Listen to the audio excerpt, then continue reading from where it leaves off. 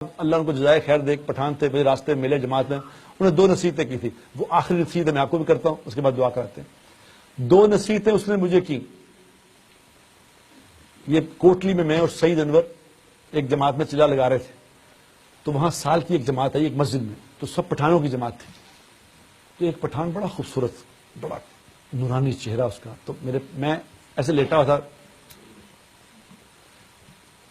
Carpet type تھا، carpet ہی کہہ سکتے ہیں اسے، ویسے صف سی تھی، وہ اس پہ لیٹا ہوا تھا. تو اس نے دیکھا کہ اور مجھے کچھ 2-3 لڑکے نا دبا رہے تھے. تو اس پٹھان نے دیکھا، اس نے کہا بزرگ ٹائپ آدمی لگتا ہے، تو اس کو میں اٹھا کے اس نے کہا بابو جی اٹھو تمہیں 2 باتیں بتاؤں بڑی قیمتی. میں نے کہا پٹھان آدمی ہے کیا بتائے گا، ہم کیا سمجھتے تھے پٹھانوں کو. انہوں نے کہا اس نے کیا بتانا ہے. تو میں نے کہا یار لیٹے بتاؤ یار تم کیا بتانا ہے.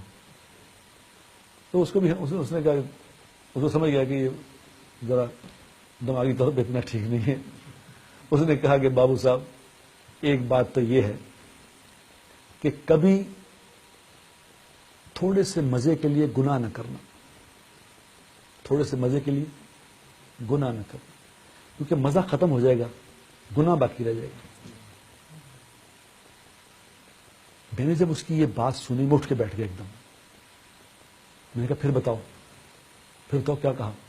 اس نے کہا میں نے کہا تھوڑے سے مزے کے لیے کبھی گناہ نہ کرنا، مزہ ختم ہو جائے گا، گناہ تمہارے ساتھ چلے گا، تمہارے ساتھ چلے گا. مزہ تو کتنی دیر، گناہ کا مزہ کتنی دیر چلے گا، وہ ختم ہو جائے گا، پھر گناہ چلے گا. تمہیں کہاں تک چلے گا؟ قبر میں تمہارے ساتھ جائے گا، حشر میں تمہارے ساتھ کھڑا ہوگا، جہنم میں چھوڑ کے آئے گا وہ مزہ. میں نے کہا دوسری بات بتاؤ.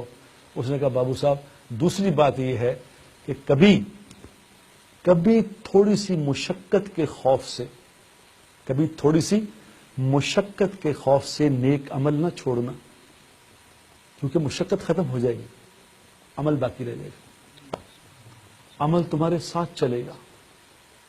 رات کو کبھی اٹھنے کو دل نہ چاہے، نماز پہ تہجد پڑھنے کو دل نہ چاہے، تو یہ یاد کر لینا یہ مشقت ختم ہو جانی ہے، لیکن یہ عمل ساتھ چلے گا، قبر میں ساتھ کھڑا ہوگا، حشر میں ساتھ کھڑا ہوگا، جنت میں چھوڑ کے آئے گا.